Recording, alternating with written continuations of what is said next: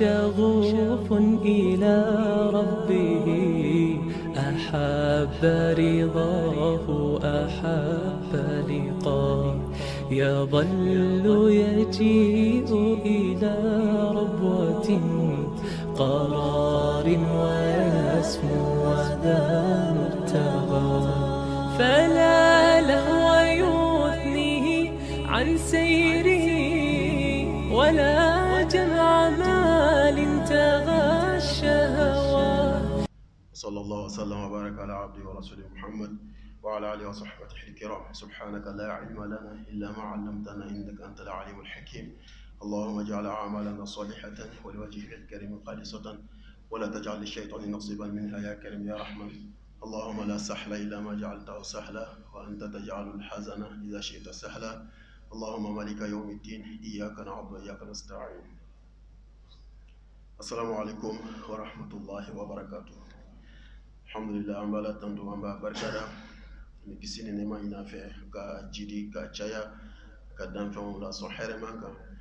danfɛnw lafisaman ci, danfɛn mun ka bon ala yɔrɔ n'a hɛrɛ ka ca ka tɛmɛ danfɛn bɛɛ lajɛlen kan. Diinɛ karamɔgɔ fɔlɔ, hadamadenya sababu ɲuman, alakira Muhammad sallallahu alaihi wa sallam, ala ka kisi ni nɛɛma jida ye n'a furumuso ɲumanw, olu mun ye muminun bɛɛ lajɛlen baw ye, an'a ka sahaba kologɛlɛw ani ala jɔnɲuman ni ye ala kelenbagaciya, ala danaya, dusukun siri ta ka sin ala ma, ka ala kɛ kelen i ka ɲɛnamaya kɔnɔ, i ka dugukolo séjour kan, ka tugu alakira Muhammad kɔ sallallahu alaihi wa sallam. An b'a la deli ala k'an bɛɛ laban ye. An ka silamɛ furu ala ka hinɛ la, ala ka yafu ma. Silamɛ furu kɔrɔlen ani kura, an ta ani silamɛ wɛrɛ ta, ala ka hinɛ a bɛɛ lajɛlen na, ala k'u dayɔrɔ nɛɛma, ala k'u kaburu nɔrɔ, ala k'anw yɛrɛ ɲɛ n'an ka don cɛ, ala ka laban ɲuman d'an bɛɛ lajɛlen ma. O tɛmɛnen baden ko an bɛna an ka walanda la n'o ye an ma kuranna tafsiri ye. An bɛ sura sabanan na n'o ye suratu abasa. O tuma an tun jɔla yɔrɔ min na o de ye ala bɛ ka alikuranna mankutu yɔrɔ min na, n'o ye k'a fɔ alikuranna hakililanjigi don, hakililanjigi mun n'a ye maa min diya i k'a ta k'a kɛ i ka taabolo ye. Alikuranna ka yamaruya kan, alikuranna ka bilasirali kan, i tɛna foyi sɔrɔ a la ni hɛrɛ tɛ. Ibn Mas'ud ko radiyallahu anhu ko n'i y'a mɛn silamɛ, alakira manto sallallahu alaihi wa sallam, n'i y'a mɛn yɔrɔ yɔrɔ ko ya ayyuhal ladhina amanu asghi uznak, asghi uznak, k'i tulo ɲɛgɛlen dayɛlɛ, k'i tulo labɛn, k'i tulo mada. Imma amrun tu'mar bihi aw nahyun tunha an. N'i y'a mɛn kuranna kɔnɔ tuma o tuma, oh vous les croyants, oh vous qui avez cru, oh vous les musulmans, c'est-à-dire n'i y'a mɛn yɔrɔ yɔrɔ ko ala bɛ ka kan ma bɔ alakira manto ma sallallahu alaihi wa sallam, k'i ka jɔ, n'i bɛ tɔgɔma na i k'i jɔ, ni buruwi bɛ yen k'i tulo mada, ko fɛn fila kelen de bɛna adressé la. Allahu akbar.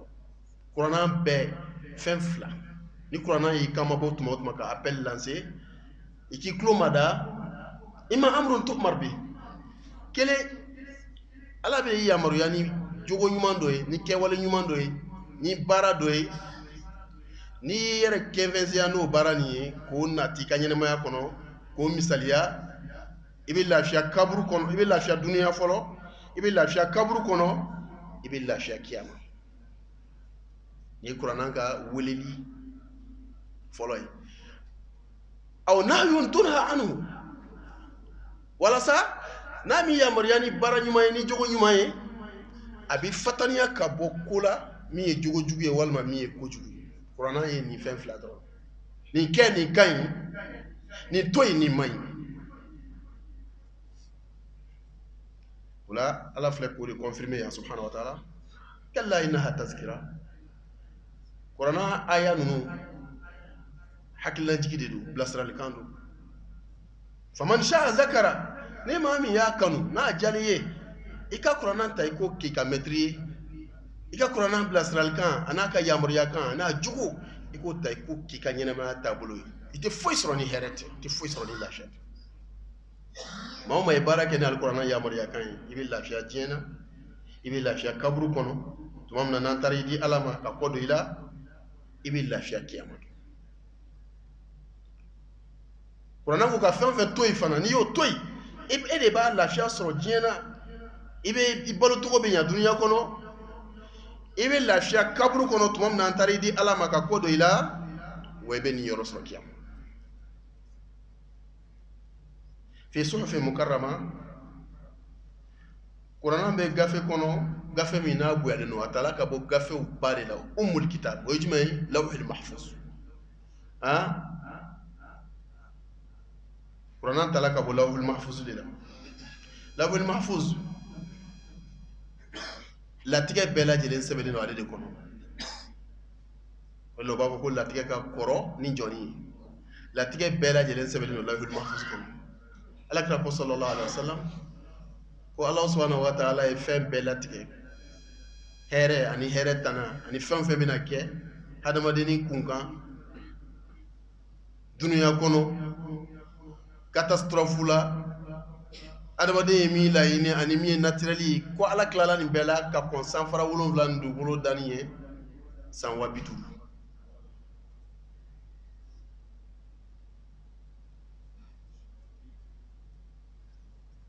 Ola o b'a yira k'a fɔ tiɲɛ yɛrɛ la ala ka dɔnni a avancé la kojugu maa si t'a hakɛ dɔn o tuma o confirmelen don kitabu mun kɔnɔ o de lawhul mahfuz ye o ye gafe belebele ye fɛn bɛɛ lajɛlen sɛbɛnlen don o kɔnɔ alikuranɛ yɛrɛ fana ala subhanahu wa ta'ala ye a dicté a bilala lawhul mahfuz de kɔnɔ k'a ta yen ka jigin ka na beitul izza la ka to ka jigin alakira kan selon les événements san 23 kɔnɔ a tun bɛ lawhul mahfuz de kɔnɔ a bɔra lawhul mahfuz kɔnɔ sunkalo don sunkalo kɔnɔ ka na beitul izza o bɛ diɲɛ sankaba de la diɲɛ kabakolo a bɔra lawhul mahfuz kɔnɔ ka na garder beitul izza la maintenant ka to ka jigin alakira kan sallallahu alaihi wasallam dɔɔni san 23 kɔnɔ. Dieu est très fort subhanahu wa ta'ala wa kuranɛ a yɔrɔ si tɛ ɲɔgɔn contredit o de b'a yira ko ala kumakan don suran 100 ni suran 14 aya 600 ani aya 600 ani kɔ harfu miliyɔn 30 ani dɔɔni mais a tɛ ɲɔgɔn contredit ni ala y'a fɔ yan cogo mun na i bɛ taa sɔrɔ n'i y'a fiyɛ ka fiyɛ n'i taara sura wɛrɛ la i bɛna sɔrɔ a ye min fɔ o ni nin bɛɛ ye kelen subhanahu wa ta'ala min b'a yira ko ala kumakan don subhanahu wa ta'ala tanzilun min hakimin hamid kuranɛ jigila ka bɔ kiti dɔnbaga masa min tɛ fili masa min tandolen don o kuranɛ mun filɛ ala bɛ k'a mankutu halisa marfu'atin mutahhara ko kuranɛ kɔrɔtalen don a kɔrɔtalen don ka bɔ o kuma ɲɛdonya ani mafiyɛnya ani contrefaçon ani falsification ani taswiru kuranɛ tɛ se ka fabriquer kuranɛ tɛ se ka nambara kuranɛ tɛ se ka yɛlɛma ko juifu delila ka réunion dɔ kɛ les ennemis de l'islam ko silamɛya ko in ko n'u m'a la ko ka barrière d'an ye ko silamɛya in bɛ ka na ni force ye silamɛya force bɛ ka bonya mɔgɔw bɛ ka don silamɛya la ala ye fɛn min fɔ a bɛ se k'o bali iza jaa nasrullahi wal fath wa ra'aita an-nasa yadkhuluna fi dinillahi afwajan k'ale ala ka dɛmɛ bɛ na a ka sekuru bɛ na a tɛ tiɲɛ ni nkalon to ɲɔgɔn fɛ fo a ka tiɲɛ sabati ka nkalon lataga o tuma n'o kɛla kuma o kuma i bɛna ye maaw bɛ to ka don silamɛya la maaw bɛ na silamɛya pénétrer jamakuru en masse tuma bɛɛ maa bayirika bɛ don silamɛya la u bɛ don a la farafinna u bɛ don a la farajɛla la u bɛ don a la nansara la u bɛ don a la chinois jamana na ka d'a kan tiɲɛ o de bɛ laban afwajan maaw bɛ to ka don silamɛya la groupe ala y'o sabati an mana fɔ k'a bɛ barrière d'aw ye jɔn bɛ se ka ala ka volonté contredire subhanahu wa ta'ala o tuma o ye nin réunion in kɛ k'u ka fɛlɛ ɲini silamɛya ko in na n'o tɛ ko silamɛya in force bɛ ka bonya a bɛ ka diinɛ bɛɛ datugu Allahu akbar réunion in sen fɛ u ka cɛkɔrɔbaw olu bɔra ni hakilina ye u ka cɛkɔrɔba sitana ɲɛmɔgɔ ko aw tɛ se ka silamɛya in bali a tɛ se ka barrière d'an ye fo a ka silamɛw mabɔ u ka livre la n'o ye kuranɛ ye fo a ka kuranɛ kanu bɔ silamɛw la fo a ka kuranɛ mangoyaw ye fo a k'u ka ɲɛnɛmaya ani kuranɛ k'u fara ka bɔ ɲɔgɔn na u kana kuranɛ jate u ka kuranɛ fili en tant que kuranɛ in b'u bolo u denw bɛ ka kuranɛ kalan u bɛ ka centrew dayɛlɛ u ka alimamuw bɛ ka kuranɛ kalan kuranɛw bɛ ka durusi silamɛdenw u bɛ ka kuranɛ durusi kɛ kuranɛ bɛ ka kɔkɔrɔ don ko a tɛ se ka u ka diinɛ bali a tɛ se ka diinɛ b'u bolo ka da ka kuranɛ in de ye source ye e ka filɛ kafiru de filɛ nin ye k'an ka diinɛ ɲɛfɔ nin kɛla min kɛ jufu kamalenin dɔ sina ka wuli salle kɔnɔ u ka salle de réunion kɔnɔ o y'a sɔrɔ kuranɛ brochure dɔ bɛ yen a taara dɔrɔn a y'o ta dɔrɔn ka sin k'a fɔ ko nin tɛ yan u bɛɛ y'u kɔmunu k'a lajɛ ko awɔ a sina ka kuranɛ fara ten jufu cɛkɔrɔba in ko a ma a ko ne bɛ les plus bêtes du monde diɲɛ kɔnɔ mɔgɔ min nalonnen don danfɛn bɛɛ ye hali bagan ka fisa n'a ye o ye e de ye e kamalen ne min ɲɔgɔnna naloma ye ka b'a la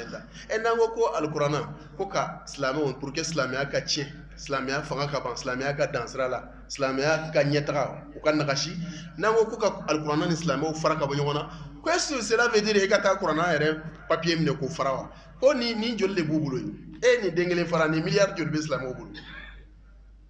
o pɛrɛlen don ka nin miliyɔn joli dilan don o don donc ko kuma tɛ fɛn in kama mais kuma bɛ plutôt kuranɛ kanu bɛ se ka bɔ u dusukun na cogo min na u kana ɲɛbɔ kuranɛ fɛ u kana kuranɛ kanu u ka éloigner k'u séparer ka bɔ kuranɛ na o la o ma nɔgɔn dɛ o ma nɔgɔn ka da kan an ka ciden sallallahu alaihi wasallam a ko ne bɛna taa ka fɛn fila t'aw bolo n'a y'a croiser o la c'est comme ne b'aw cɛ la sallallahu alaihi wasallam a tɛ fili ala kumakan ani ni alakira muhammadu ka sunna sallallahu alaihi wasallam donc wala alhamdulillah ka kuranɛ to an bolo ka kuranɛ to an ka dɔnnibagaw bolo ka kuranɛ to an cɛla inshallah an tɛ fili an bɛ to diinɛ ɲuman kan ala ka kuranɛ barika d'an ma wala ɲinɛ no silamɛ kelen kelen bɛɛ fɛ fidèle kelen kelen bɛɛ i ka kuranɛ appuyer i bɛ se k'i seko min kɛ kuranɛ na i k'i den don alikuranɛ kalan na i k'i balimakɛ don a la i k'i ka o kuma denmisɛnw don alikuranɛ kalan na i ka alikuranɛ kalan financer hali ni den t'i bolo o kuma ni ala ye se k'i ye i kana sɔn k'i ka ɲɛnamaya kɛ ka ban n'i ma alikuranɛ kalankɛla dɛmɛ nin bɛɛ ye alikuranɛ dɛmɛ ye ciden bɛna taa plein lahara don ni kirimu minnu ye kuntagala surun minnu ye jurumuko minnu ye k'a manton y'o kɛ o dɔ ye alikuranɛ yɛbɛbɛli ye o de ye alikuranɛ lagosi wa qala rasulu ya rabbi inna qawmi ittakhadhu hadha alqur'ana mahjura nin bɛ fɔ lahara ala n bɛna n dama kasi e la i ka kiti tigɛ ni mantonw cɛ n y'u fara ka bɔ jogo minnu na n'o man di ala ye o dɔ ye nin ye o dɔ ye nin ye o dɔ ye nin ye o dɔ ye u kana alikuranɛ kɛ fɛn lagosilen kuranɛ bɛ kalan du min kɔnɔ bi a man ca dɛ k'a fɔ ko dutigi kɔntalen filɛ nin ye k'i ko k'i gɛn k'i sanuya ka seliji ta ka alikuranɛ ta volontairement k'a kalan baraji ɲini kosɔn o man ca i t'a sɔrɔ a bɛ journal kalan na walima a bɛ whatsapp kɔnɔ a bɛ k'o cliquer dɔrɔn karamɔgɔkɛ k'a fɔ ten o whatsapp o ni o réseaux sociaux o bala o woyola ka don hali an ka misiriw kɔnɔ inna lillahi wa inna ilayhi raji'un fɔlɔ silamɛw tun bɛ temps sɔrɔ ka wajulu lamɛn u bɛ temps sɔrɔ ka kuranɛ kalan fitiri ni safo cɛ u bɛ temps sɔrɔ ka hadisaw kalan u bɛ temps sɔrɔ ka livre religieux tradition ninnu kalan mais o bɛɛ yɛlɛmana sa a tigi bɛ fitiri ni safo o waati barikama min n'a ye dunuya to yen ka na a yɛrɛ kalifa don ala la walasa ala ka yafa ma o temps kɔnɔ a bɛ tila ka dunuya sama ka don misiri kɔnɔ a b'a bɛɛ kɛ telefɔni kɔnɔ karamɔgɔkɛ k'a fɔ ten o don na wajuli la faso kanu na ko safo yɛrɛ bɛ wele a ɲinan ma hali nafila min ka kan ka seli yanni safo ka jɔ o bɛɛ bɛ tɛmɛ k'a to message kalan ni facebook ni whatsapp ni youtube kɔnɔ a bɛna bɔ a yɛrɛ kalama kuma jumɛn k'a fɔ jan bɛ misiri de kɔnɔ ja heure sera fɔ ni misiri welelaw ko allahu akbar ashhadu an la ilaha illallah ashhadu a bɛ sɔrɔ k'a tiri sisan k'a faga k'a sɔrɔ k'a bila a kun kana jɔ sɔfula nin kɛra fitinɛ inna lillahi wa inna ilayhi raji'un se ko téléphone dayre ka do réseau no o fer nu ngono ka bo ki ma jakuntan do e mano jakuntan e ala ka so kono be tamu fa la ilaha illa no la téléphone ko nga neme bamuru daflalo islamé bi yere nafana e islantam bi yere halakina e mais islamé ma nga yere halakina e wala anga alqur'ana ango bla téléphone non na misri kono anga kala amma gobe ayamina anga gere ambalma gela yani safu ka wele ako korofan walma amma gobe ka yoromi kala nganye anga nyon kala anga misri ke ala nyini yoroy anga na misri ke dunya nyini yoroy mala ko qur'ana abu yaleno o ko fa ando ni andewni ambalma mununi ala qur'ana kalfula angu kanu ala jati kama ala kira ko sallallahu alaihi wasallam ahlul qur'an ahlullahi wa khassatu ko qur'an tigu ni ala qur'an doniya di cewoce ma la qur'an turshidi no ya cewoce ala ya doniya di muso ma kulli ala ka fami mo yere Allahu akbar toy ala ka jonyi mais nunu buya kerengere li nyeshine nunu ma ala ka jon cela no e ka fo ala ka kolew ulule ala ka fami mo yere qur'an tigu wala hara qur'an valeur be doyde be nyebo qur'an tigi fe lahara parce que afana ba ala bolu bunye folo keneka benyene yan turu kase qur'an tigi rema chogodi ala kira ko sallallahu alaihi wasallam ko qur'an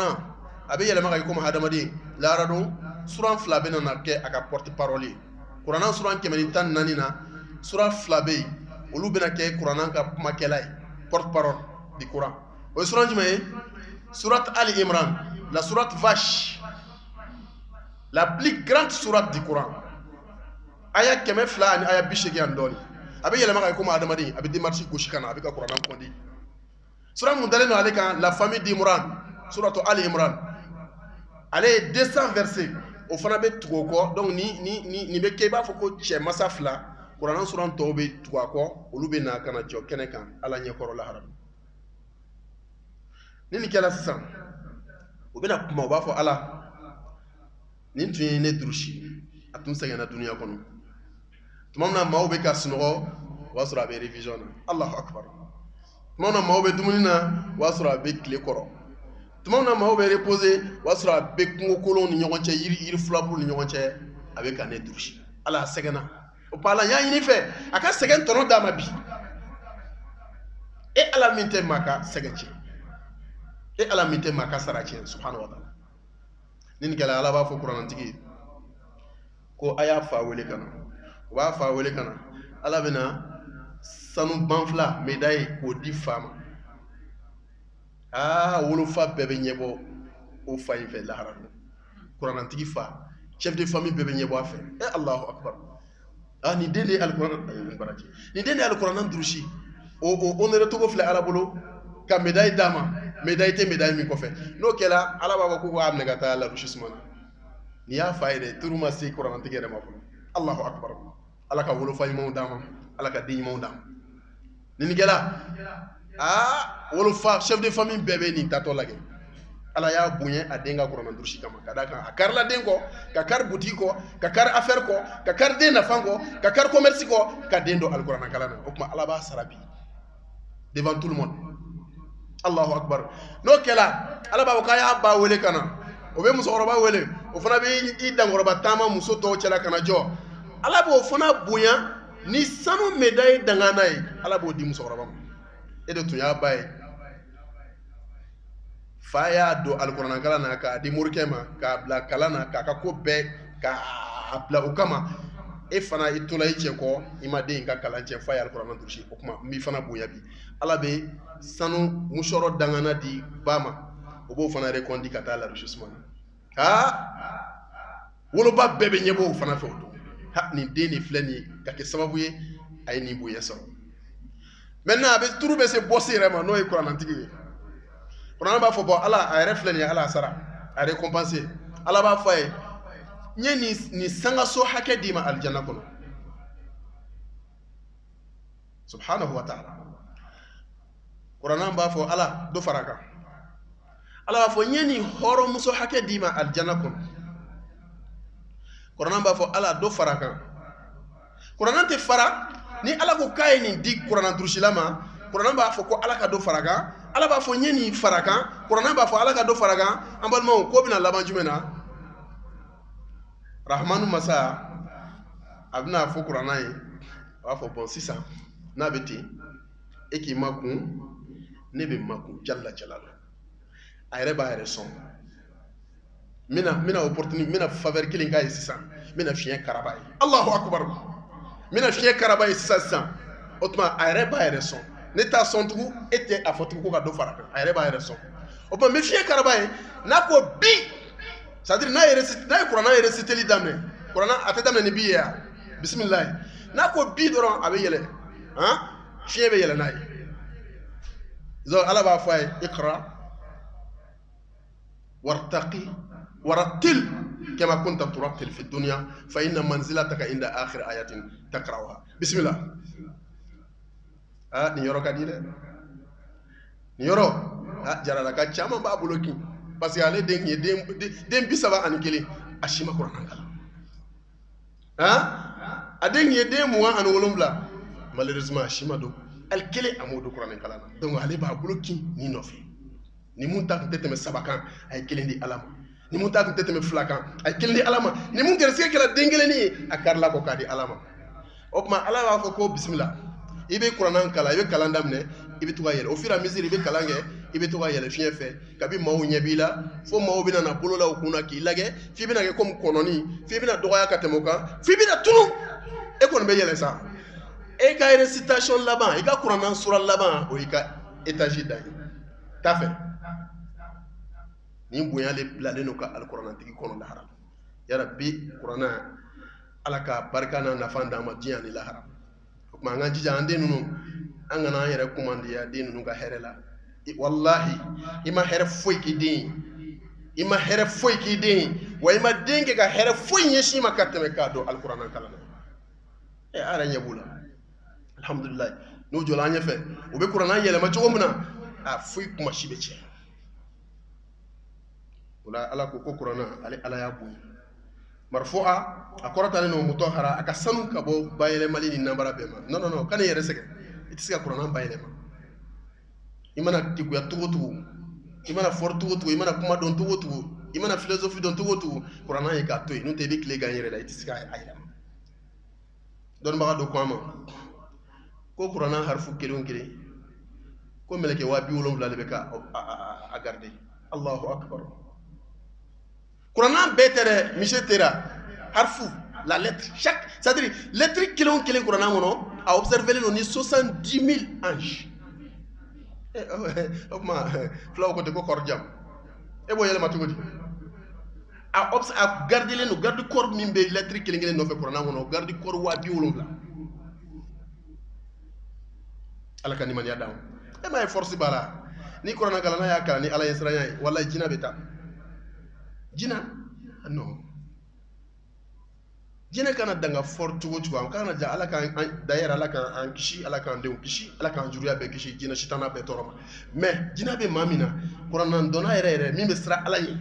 ni ala kelenbagaciya b'a dusukun na ala ye kuranɛ lɔnniya d'a ma n'a ye kuranɛ kalan dɔrɔn jinɛ b'a yɛrɛ ta Ahmad bin Hanbal a prévu yira an na l'un des 4 grands imams de l'islam Ahmad bin Hanbal les 4 grands imams de l'islam après le prophète sallallahu alayhi wa sallam imam Malik imam Shafi imam Abu Hanifa Ahmad bin Hanbal don dɔ la a bɛ misiri kɔnɔ fajiri kɔfɛ a bɛ zikuru la jinɛ dɔ la a ka masakɛ ka famille mɔgɔ dɔ la membre de famille dɔ la u y'a ɲini u y'a sɔrɔ a bɛ misiri la u nana a nɔfɛ a ko masakɛ ko k'a ka se sisan k'a ka di ko a ko mun bɛ yen a ko jinɛ dɔ la masakɛ ka mɔgɔ k'o selen o la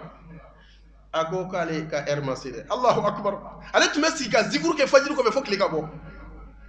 subhanallah walhamdulillah wa la ilaha illallah Allahu akbar la ilaha illallah walillahi alhamd a bɛ t'o la fo tile ka bɔ chaque jour donc nin tigi nana ka na message transmis a ye ko masakɛ b'a welela ka sɔrɔ tile ma bɔ a ko non ko ale tɛ se ka bouger ko mais ko plutôt k'a ka filɛ k'ale ka sabara sen bɛ misiri da la ambalmo ni adama den sara ala nya ibe kaba ko kede aga kuma ila meba kwa ka sabarasi kwa ka kelenta kaka kelenta sabara nuna aka numa senta par exemple akata fo jina to klokoro ko hey e jina shitana ni ma bo adama den na ka tika srafe ka to aka lafia ni hamad bunu hambali ka sabara den bi ci fo ke ni ntige ambalmo amakulu wala foya ama araita les foya kwa ka ta fota tiana naga na soro be wille no ka jo pale kono wo kara mo be mi awo ko amana akema ya ay ko nyaay ka enchi tellement masake dale no ala masake ko na echi ko dan ko alesi ko nake anana dora ya fo jina to klokoro akoko Ahmad bin Hanbal ko de enchi ko ni aka sabarai ko ni ma bo adama dina sasa ka tiga srafe ko ngi ci fo ke ni ntige ambal mom mungela jina to isna balka nye kli yele tabe wuluki te ba fo ni mo ko nos no kola abi ka mo lage ka wuli ka siki ka labe mazage o ka kera de akoko foyi akome ko jonyi karamo yi mazage ko karamo ko Ahmad bin Hanbal mazage ko kwatia ko jina ko ale ka fay ko Bagdad doronte de mi capitale syrienne aujourd'hui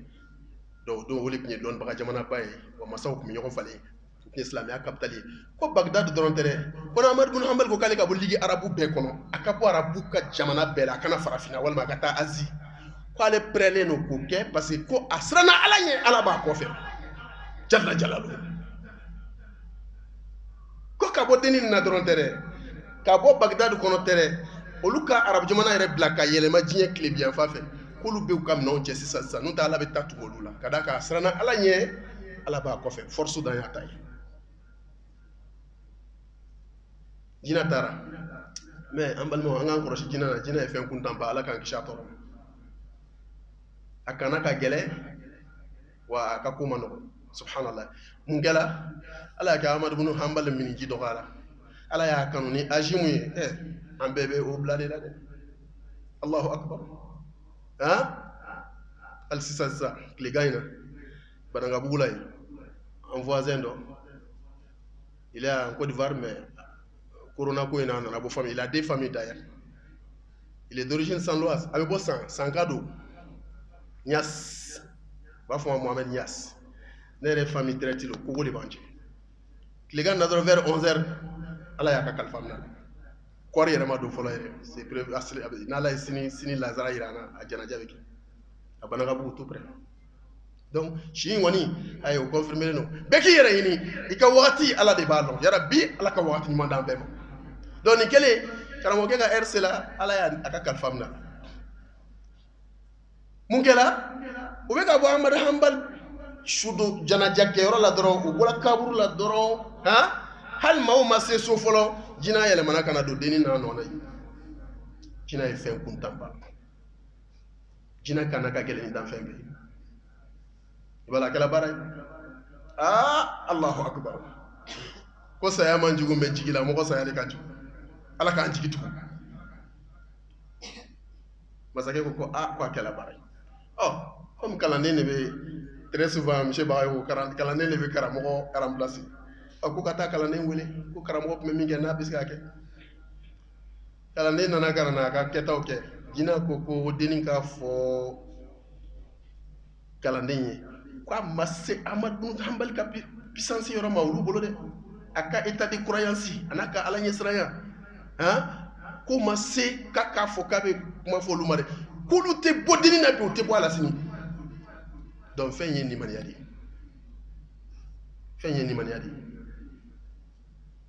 ala kan man yadam wala ala qur'ana qualifié law anzalna hadha alqur'ana ala jabalin la ra'aytahu khashi'an mutasaddian min khashyatillah ako qur'ana mufla aw bulota ni do ba jati do ta jati Allahu akbar do intéressé na la do désintéressé na la ako menine kiye qur'ana njigi la plus grande colline du monde c'est-à-dire kulumi ka jani jiye kulube ni kiye qur'ana jiga kan la ra'aytahu khashi'an mutasaddian abe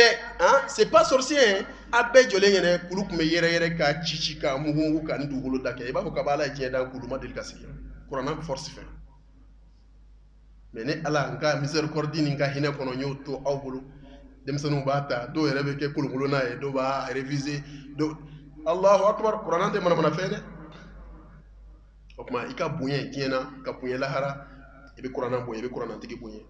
wa i ka dɔgɔyalima sɔrɔ diɲɛ na ka dɔgɔyalima sɔrɔ lahara o ye kuranɛtigiw dɔgɔyali wala ala ko o kuranɛ a bonyalen don bi aydi safara kuranɛ confielen don mɛlɛkɛw la minnu mako ye voyage safara yani kesira safara olu ka délégation ɲɛmɔgɔ ye jɔn ye Jibril mɛlɛkɛ minnu bɛ jigin ni wahayu ye minnu bɛ jigin ni kulu walaw ye minnu bɛ jigin ni verset du trône Allahu la ilaha illa huwa al-hayyul qayyum araita allazi sabi c'est-à-dire mɛlɛkɛ minnu bɛ na ni wahayu ye u ka ɲɛmɔgɔ ye Jibrila de e ma ye les juifs fɛ monsieur Jakite semaine tɛmɛlen communiqué dɔ kɛra y'a mɛn mais ko a tigi segila kɔ o conseil mɔgɔ y'a wele ka a seere k'a segila kɔ Jarakɛ ale tun bɛ ka mɛlɛkɛw le nin a maliko tɔ kɔni ala k'an ɲuman bɔ dɛ dɔw tɛmɛna olu bɛ ka sahabaw nini donc nin bɛ ka mɛlɛkɛw le nin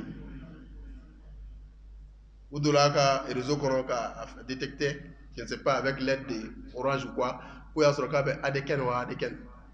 u taara nɔfɛ a nana yafa ɲini silamɛw fɛ mɛlɛkɛw surtout saya mɛlɛkɛ ne ko n ko mais o kɔni a kana den o la son tour viendra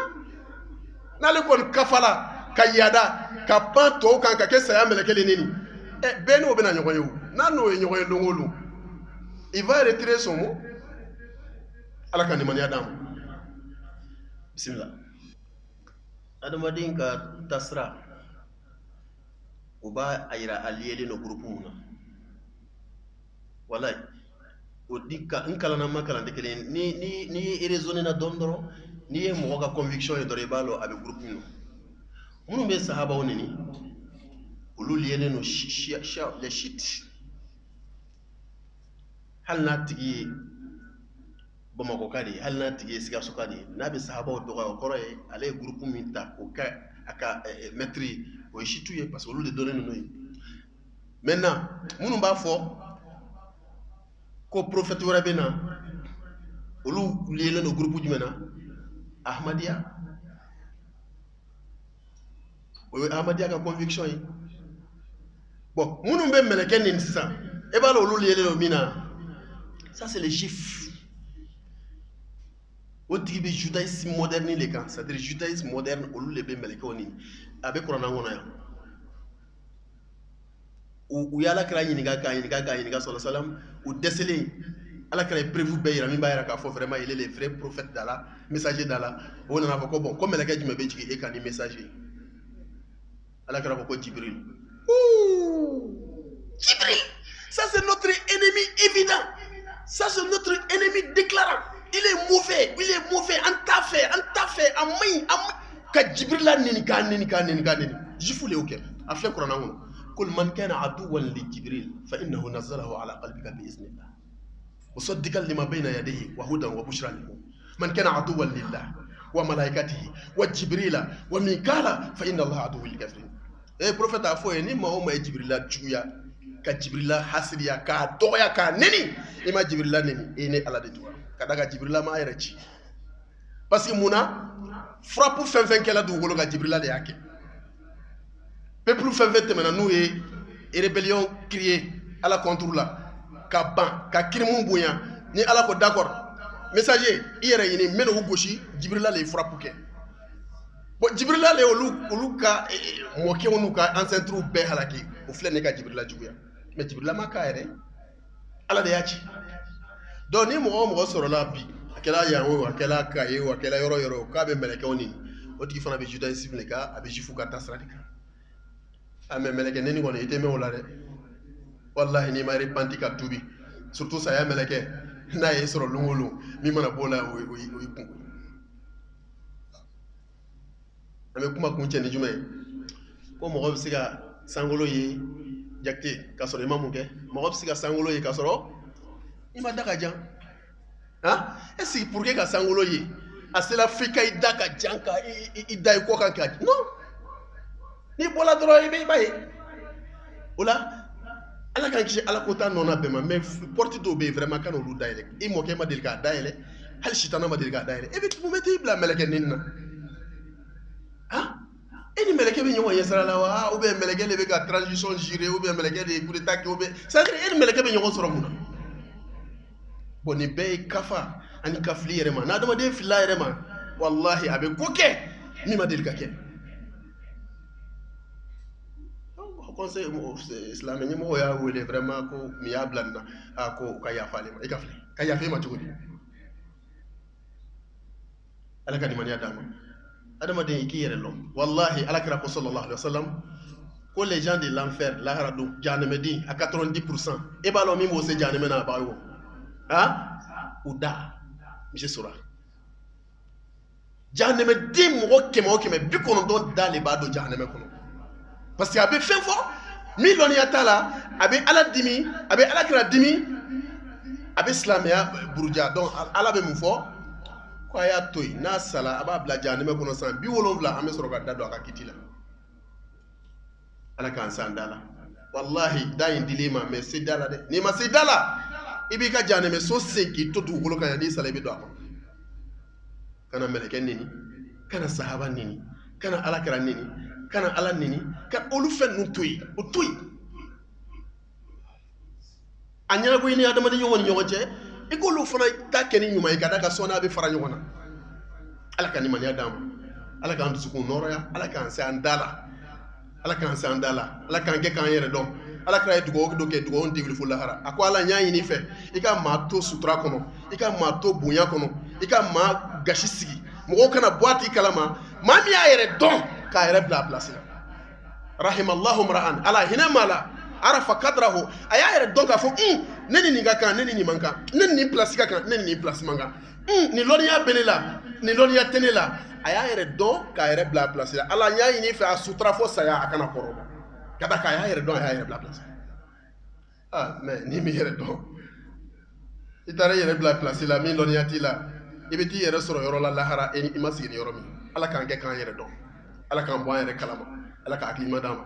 ayam balmage mi gasa ya fo no e madunya si en voisin ala ka hinala en islam shu bela jele ala kan bela banya islam fro korole ani qura ala ka hina bela jele na ala ka laba mu man kan ala kan balon islam ya dafale ala kan fatun ni maniya ala kan hamu wuli ma o ma be ni hamibila ni ya tafo mi ma tafo ala ka be hami wuli ala ka be sutra ala ka ngadu wu jabi allahumma lakal hamdu kama yanbaghi li jalali wajhi azim sultanik allahumma salli ala muhammadin wa ala ali muhammad kama sallaita ala ibrahim wa ala ibrahim wa barik ala muhammadin wa ala ali muhammad kama barakta ala ibrahim wa ala ibrahim innaka hamidum majid allahumma salli wa sallim ala muhammadin wa ala ali muhammad kullama dhakarahu dhakirun wa salli allahumma sallim alayhi wa ala alihi kullama ghafala an dhikril ghafirun ربنا آتنا في الدنيا حسنة وفي الآخرة حسنة وقنا عذاب النار ربنا لا تزغ قلوبنا بعد إذ هديتنا وهب لنا من لدنك رحمة إنك أنت الوهاب اللهم زدنا ولا تنقصنا وأكرمنا ولا تهنا وأعطنا ولا تحرمنا وآثرنا ولا تؤثر علينا وأرضنا وارض عنا يا رب العالمين رضينا بالله ربا وبالإسلام دينا وبمحمد صلى الله عليه وآله وسلم ورسوله سبحان ربك رب العزة عما يصفون